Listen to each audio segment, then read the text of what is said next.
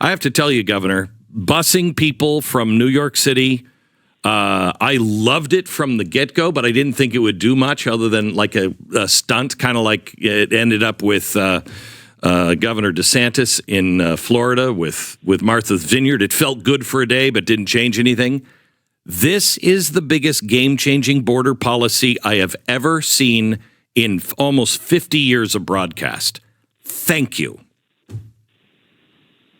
Well, of course, and it's not just what's going on with Mayor Adams in New York.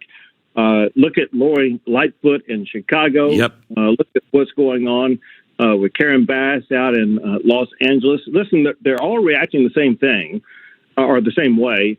They are all sanctuary cities.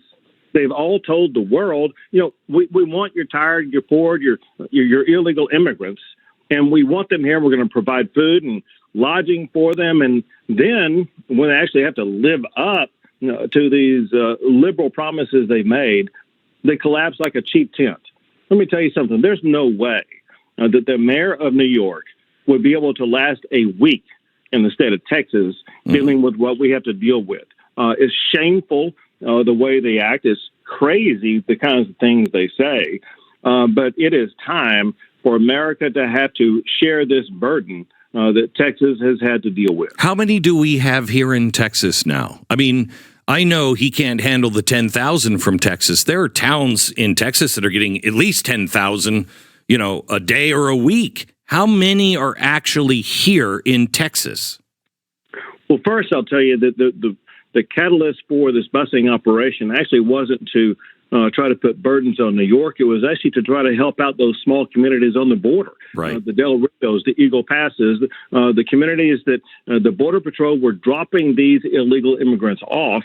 And we said, there's no way that we're going to be able to deal with this. And so we began to put them on buses, initially going to Washington, D.C., and eventually New York, et cetera. But my point is that these illegal immigrants do not stay in Texas very long at all, a day, maybe 2 days. And then they are put on buses and bussed out to other areas across the country. That's what Texas is doing. In addition to what Texas is doing, in far greater numbers, the Biden administration is doing the exact same thing. So my point, Glenn, is that they're actually not staying in Texas very long at all. So the Biden administration, how many are being shipped out from this just one border state to go elsewhere? I can give you percentages. I don't have the precise number. The percentages would be, in the 90% range, 95% range. Oh my gosh! There's not very many that are staying in Texas, and that is what is leading to the extraordinary volume that New York is dealing with, that Massachusetts is dealing with, that Illinois and Chicago are dealing with, that California is dealing with, et cetera. All right, so everybody. Welcome back to the Jordan Report, and I am your host, Robert Jordan. Everyone, please remember to like, subscribe, and share. Okay, guys, I hope you heard what Greg Abbott just said. He said some very important things in that interview with Glenn Beck, and I hope you find the full interview, because he said a lot of very important things. But namely, he said that 90% of the people who were coming into Texas, 90% of these so-called migrants that were coming into Texas, were being moved by the regime elsewhere. They weren't staying here. I don't know about that number, but that is absolutely true. They were picking these people up. This has been recorded for years, people, that they were flying these people out in the middle of the night for years. Since Biden got into office, whoever these people are running our country right now, since these people got into office. So they've been flying them and driving them out of Texas for years. He also admitted that when he puts them on a bus to New York, he wasn't doing it to hurt them. He was only doing it to relieve pressure on his border cities. That's very important to know, because now he's saying he's in agreement with this stuff. He knows what's going on. He's complicit. Okay? His hands are not clean. Greg is talking out of both sides of his mouth. He's saying the only reason why he put them on a bus and sent them somewhere because they were overloading his cities. Otherwise, he would have let the regime remove them. That's what he was saying. Because they were removing 90% of them until it got to the point where it was too many of them to move. And that's where we are right here. This is where I want to bring you to this article. This was September the 25th, just a couple of days ago. Mexico signs agreement with U.S. to deport migrants from border cities. Mexico signed an agreement to deport people from their side of the border that were coming over here because the cities over here were being overloaded. Now, does that make any sense? Mexico and the United States have made an agreement to ensure that the migrants present at the border cities are deported to their home countries, considering the recent surge in border crossings. Mexico and U.S. Customs and Border Protection, this is the regime, people, officials met over the weekend in Juarez, Mexico, after the illegal crossing spiked. The situation became so bad that Mexico agreed to depressurize. You guys remember that term? Eric Adams used that same term. The mayor of New York used that same term. Depressurize its northern cities that border El Paso, San Diego, Eagle Pass by declaring a state of emergency. So what happened was they sent so many people down the pipeline that they weren't be able to disperse them fast enough, so they're overloading the cities down here. And I'm going to show you their news clips about this happening, because they're all over the streets of San Antonio, El Paso, and the border towns like Eagle Pass. They're all over the streets. They have nowhere to go because the people at the other end of the pipeline sent too many of them. This is what's going on, and this is what Greg Abbott has admitted to saying. In the last 24 hours, more than 860 migrants tried to cross the border. Mayor of El Paso, who is also complicit in everything, he's pro-migrant. He's setting up migrant centers in his city. I used to live in El Paso for 2 years, so I know El Paso very well. He's setting up migrant cities, centers, and he was trying to get some federal money to help him do it. Okay, he's complicit. The mayor of San Antonio is complicit. So Greg Abbott has to know what's going on. His hands are not clean. These people are calling Greg Abbott a hero. Wait till you see his cities down here. El Paso currently has over 6,500 migrants in custody. Shared on Saturday that a shelter in the northeast part of the city has opened its doors for migrants. However, their shelter has a capacity of only 400 people. I'm going to show you. They're all over the streets of El Paso, and the people are angry. D'Agostino noted that more than 2,000 migrants are reaching El Paso on a daily basis, adding that the city is expecting a large flux in the next couple of days. Okay, so those days have already passed. And that's why you saw those buses leaving Texas and arriving in Chicago and New York. So same exact buses, I'll show you. Considering agreement, Mexico will be taking several actions, including coordination with Customs and Border Protection, that is the regime, Ferromex, to ensure that the migrants are deported via land and air. The country will also negotiate with Venezuela, Brazil, Nicaragua, Colombia, and Cuba and governments to ensure that it has received the citizens back from the U.S.-Mexico border. Now, if Juarez can do it, how come Abbott can't do it? How come the governor of Texas can't say, I'm sending these people back tomorrow? I'm putting them on a plane. Mexico can do it. You see, there's more than meets the eye here, people. Now I'm going to show you the local news clips. Could you explain to our viewers what it's like to live in Eagle Pass with this surge? Okay. Well, thank you very much for having me. Eagle Pass, it's a small community. It's usually silent. We usually, have our doors open during the day. We close up only at night. But with this border surge, it's really, really impacted our local community. I mean, every time you make a trip anywhere from point A to point B, you encounter these illegal aliens roaming around our communities.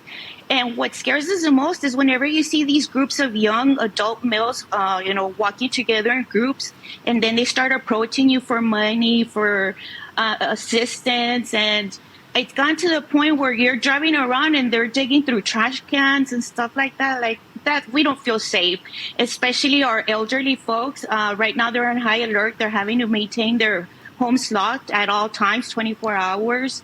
Our children, most of them are having to be driven over from point A to point B, when normally, I live in an area where there's a local Eagle Pass junior high and an elementary school within a 1 block from each side of my home.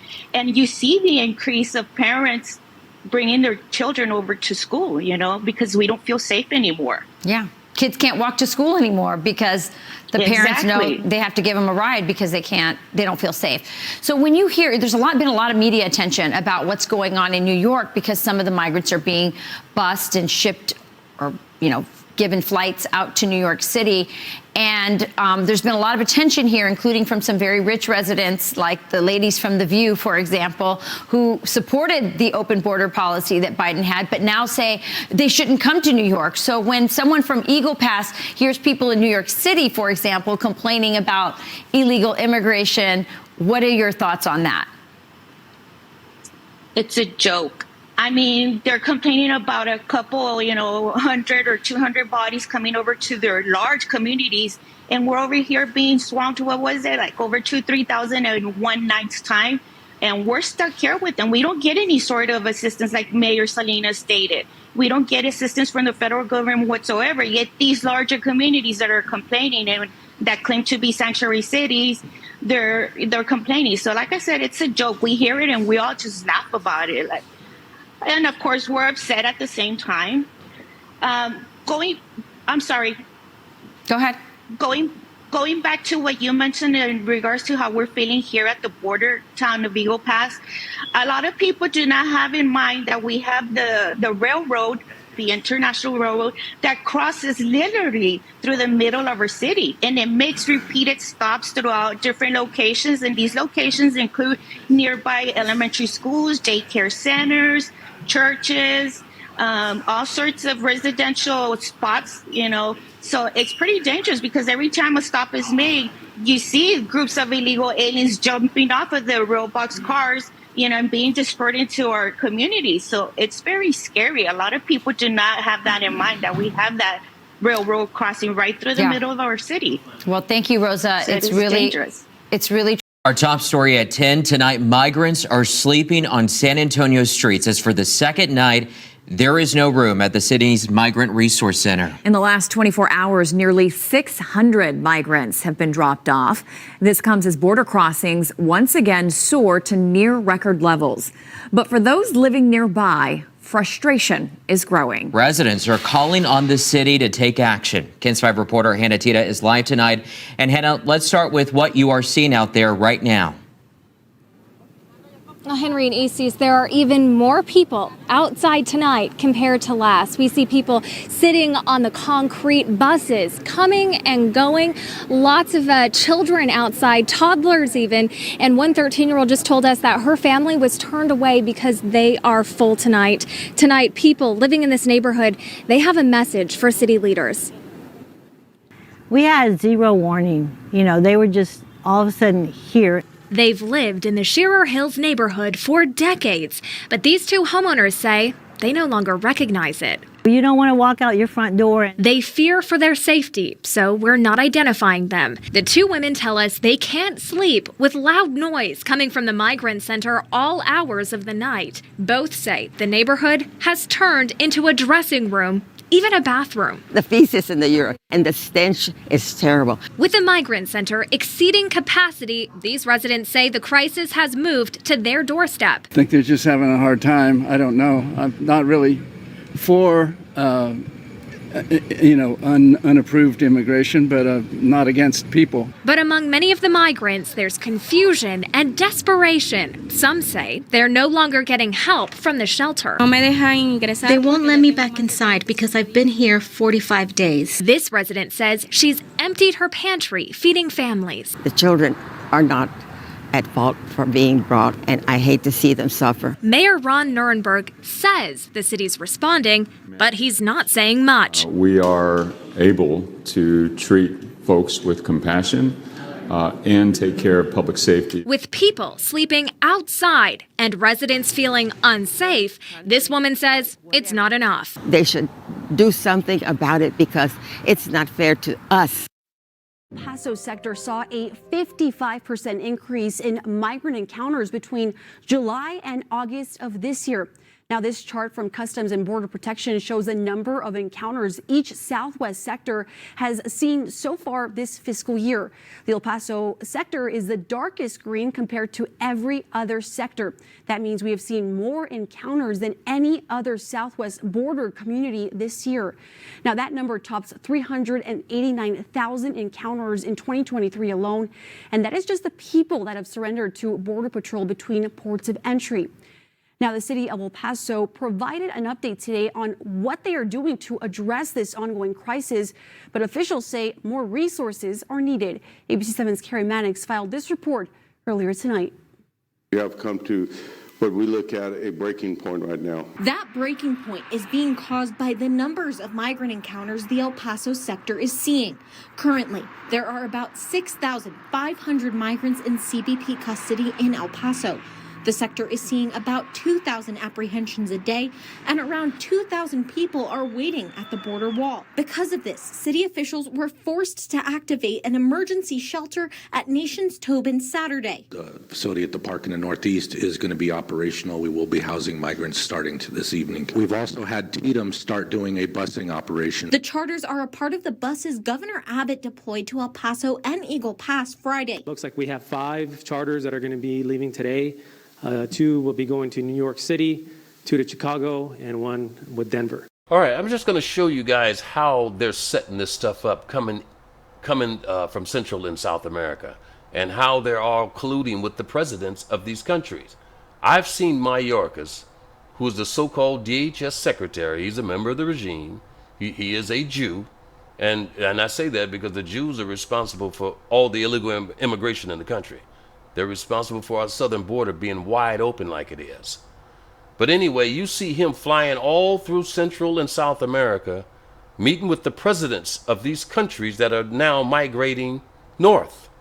I've seen him in Panama. I've seen him in Venezuela, all over. He's Mexico. And so this is the coordination that I'm trying to show you, how they're meeting with all these people.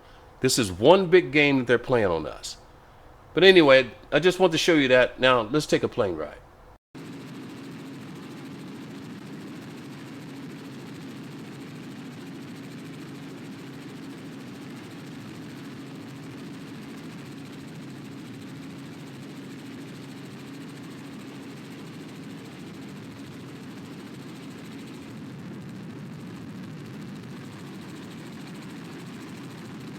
All right, let's close this out a little bit, people, here. I'm going to show you what's actually going on down here in Texas, people.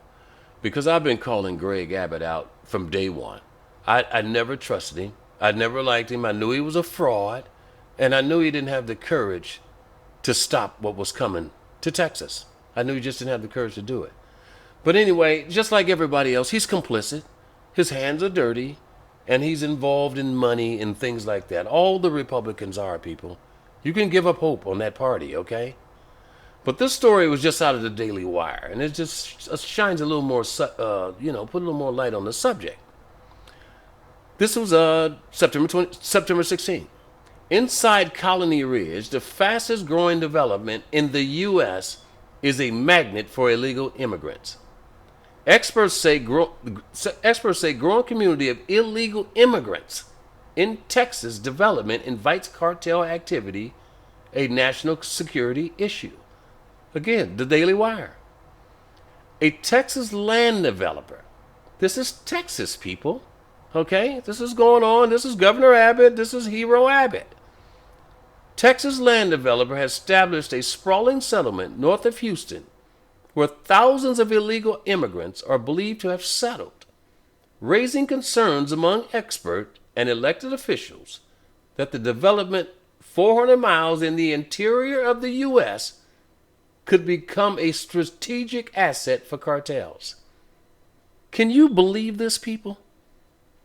Located in Liberty County, Texas, near the small town of Plum Grove, The Colony Ridge development is a sprawling community that, based on analysis of publicly available information, is now over 60 square miles and nearly the size of the nation's capital, Washington, D.C. Its population is estimated anywhere between 50,000 and 75,000 and is growing. Rapidly think to the marketing plan targeted at Texas Hispanic population. Colony Ridge, owned and operated by developer William Trey Harris, is rapidly expanding, at least in part due to a financing arrangement that makes it possible for illegal aliens to buy land deep in the heart of Texas. While traditional financing methods require credit ratings and proof of income, Tom Benson, a national security fellow at the Center for Immigration Studies, told the Daily Wire that the buyers at Colony Ridge are able to circumvent the usual requirements, even dodging the need to provide a social security number. Because with a traditional bank, you would need to be able to show that you have credit ratings and proof of income, Benson said, adding that buyers at the Colony Ridge are asked to pay as little as a few $100s as a down payment. The loan is directly from the developer, bypassing traditional mortgages, and while the buyer might be able to pay high interest rate, nearly 15%, it's a great deal for someone with no other option to buy land in the country. There are some serious allegations that Republican politicians are involved in the development. Well, what do you know? This is a Republican state. Chris Russo, the president of Texans for Strong Borders, told the Daily Wire, citing massive political donations that have been made by the developers. Russell pointed out to Texas Republican Greg Abbott, okay, maybe this is Abbott's motivation, taking $1.4 million in political contributions from Trey Harris, according to campaign records. Harris's wife, Celeste Harris, also donated $100,000 to Abbott's campaign in 2018. Her occupation is listed as Colony Ridge Development. Asked about the Colony Ridge, Abbott spokesman Andrew Maharis told Daily Wire that the governor deployed public safety troopers to Liberty County to support the sheriff's office, but has not received requests for additional deployments.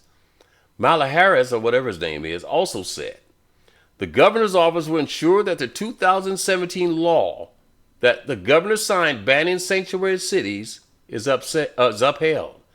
Somebody just bought a sanctuary city in the whole state, people. In fact, I'm told there's more of them around, not just here in Texas, but all around the state. And that could be where they're taking these people. When asked about the large political contributions, Abbott's office did not return a comment. Other Republicans who have received money from Harris include Texas Congressman Morgan Luttrell, who received 3 maximum contributions of $2,900 in the 2022 cycle. Okay? So that's what's going on down here in Texas. These people are dirty, and they're selling the state, people. And so this is why our borders are wide open. Now, I got one more thing to show you, and that's going to be the end of the report. All right, in closing, I know this report is going on too long. But anyway, this tells you everything you need to know, people. Greg Abbott is a globalist. Greg Abbott is bringing about the North American Union. That's what he's helping the globalists do. He's in league with the Klaus Schwabs, the George Soroses, and all the other globalists who are trying to unify the world under one government. This is the World Economic Forum. This is his page. So this is a bona fide globalist pretending to be a patriot. Just like most of the Republicans. Most of the Republicans are doing the same thing, especially the ones here in Texas. I don't trust any of them as far as I could throw them. But anyway, we're just going to close this out right here. I'll leave the links to everything